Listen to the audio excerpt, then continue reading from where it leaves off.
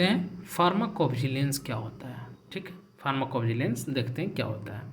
It is the science and activities relating to the detections, assessment, understanding, ठीक है, and prevention of adverse effect और any other medicines, vaccines related problems. उसको हम क्या कहेंगे?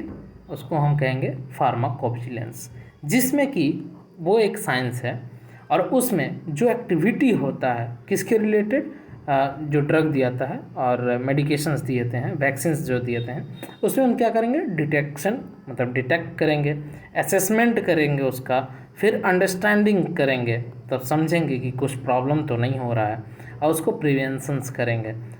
क्यों? क्योंकि एडवर्स इफेक्ट आ रहा है या नहीं आ रहा है, ये चीज़ हमको जानना ज़रूरी है। अगर आ रहा है तो उस मेडिसिन को बंद कर दिया जाएगा, ठीक है ना। वो अगर प्रॉब्लम्स हो रहे हैं मेडिकल मेडिसिन्स में और वैक्सीन्स में, तो बंद कर दिया जाएगा। उसी को हम फार्माकोविजिलेंस करते हैं। फार्माकोविजिलेंस का मेन पर्पस है कि एक्टिविटी को डिटेक्ट करे, असेसमेंट करे, अंडरस्टैंड करे और प्रिवेंशन में एडवर्स इफेक्ट अगर हो रहा है तो उसको उजागर करे, मतलब बताए किसके प्रॉब्लम से? मेडिसिन और वैक्सीन के प्रॉब्लम से।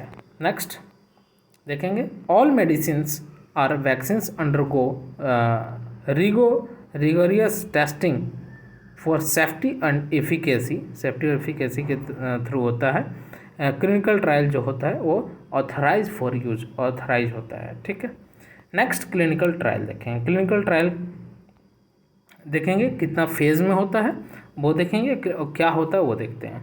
क्लिनिकल ट्रायल जो होता है वो सिस्टमैटिक इन्वेस्टिगेशंस होते हैं, किसके? ह्यूमन सब्जेक्ट पे, ह्यूमन पे, और इवेल्युएट किया जाता है कि सेफ्टी है कि नहीं और एफिकेसी है कि नहीं। किसका? न्यू ड्रग जो हम देंगे उसका मेडिकल रिसर्च करके जो बनाया गया है, इनमें मेडिकल रिसर्च और डेवलप करके जो बनाया गया है, वो सिस्टमेटिक सर्कुलेशन में हमारा कोई प्रॉब्लम होगा या नहीं, सेफ्टी है या नहीं, एफिकेसी है या नहीं, इसके लिए वो क्लिनिकल ट्रायल होता है। हम बात करते हैं फेज़ इसका कितना होता है। फेज़ जो होता है, phase 0, phase 1, phase 2, phase 3, phase 4 तक इसका क्लिनिकल ट्रायल हो जाता है, ठीक है। फेज़ 0 में हम देखेंगे also known as micro dosing देंगे और उस पर स्टडी करेंगे। फिर human less than 1/100th dose test करेंगे सब्सटेंस, ठीक है। इसके बाद टू ऑब्टेन प्रीलिमिनरी फार्माकोकाइनेटिक जो है उसका डाटा इकट्ठा करके रखेंगे, ठीक है। देन उसका अंडरस्टैंड करेंगे क्या प्रॉब्लम हो रहा है, नहीं हो रहा है, ये सब देखेंगे।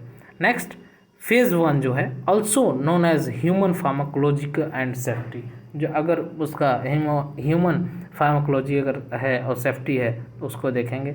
देन 20 से 80 लोगों को, वॉलेंटियर को हम हेल्दी वॉलेंटियर को देंगे और इसके बाद डिटरमाइन करेंगे कि वो सेफ्टी है या नहीं, टोलरेबिलिटी है कि मतलब सहन सकती है कि नहीं उस ड्रग से, वो देखेंगे। देन फेज़ 3 में क्या बोलता है? Also known as a therapeutic explorations and dose ranging, हम देंगे मतलब ऑल्सो नोन एज, उसको थेरेपेटिक एक्सप्लोरेशंस करेंगे और डोज का जो रेंज है वो देखेंगे। नेक्स्ट पार्टिसिपेंट इसमें देखेंगे कि 100 से लेकर के 500 वॉलेंटियर पे फिर से टेस्टिंग होगा और इसके बाद to determine therapeutic efficacy and dose ranging, और फिर वो डिटरमाइन किया जाएगा थेरेपेटिक एफिकेसी और उसका डोज रेंज का, ठीक है।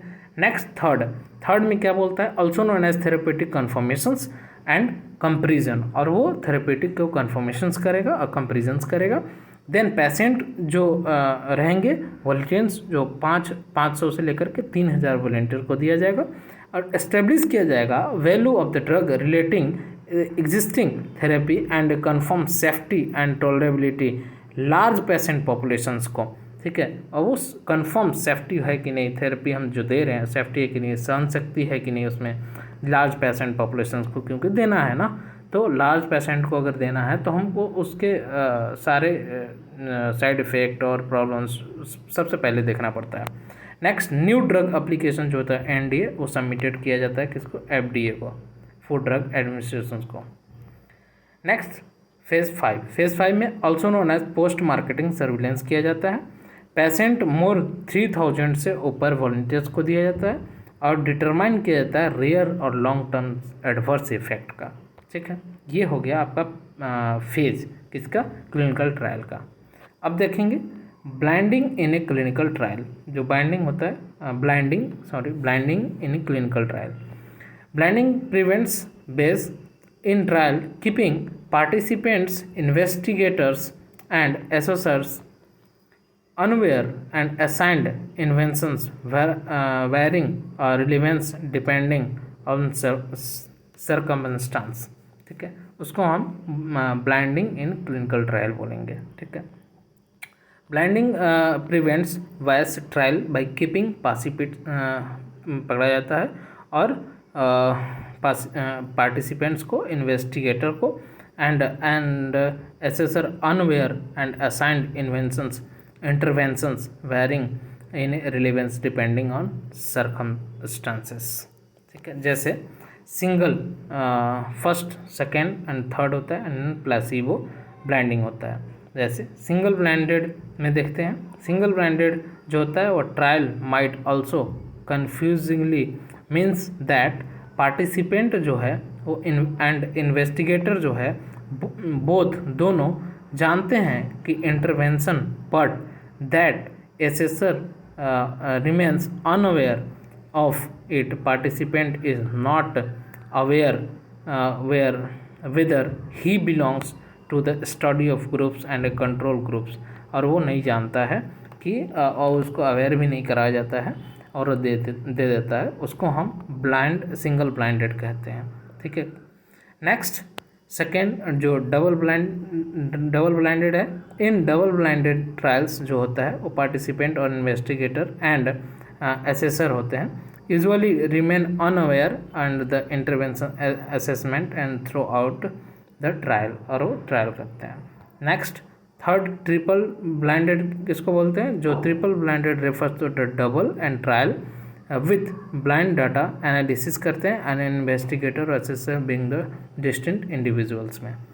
नेक्स्ट प्लेसिबो जो होता है, interventions of men not impact outcomes in effective treatments can have beneficial effect on attitudes influencing outcomes through the placebo effect, और उसको हम प्लेसिबो एंड ब्लाइंडिंग कहते हैं।